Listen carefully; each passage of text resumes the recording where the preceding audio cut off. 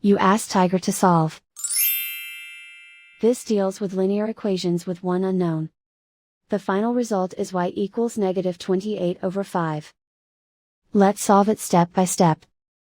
Simplify the expression. Expand the parentheses. Simplify the arithmetic. Group like terms. Simplify the arithmetic. Group all constants on the right side of the equation. Add 56 to both sides. Simplify the arithmetic.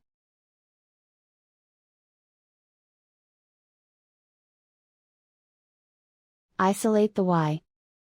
Divide both sides by -10. Cancel out the negatives.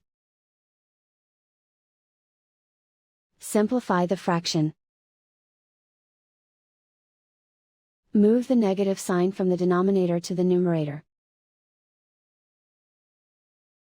Find the greatest common factor of the numerator and denominator.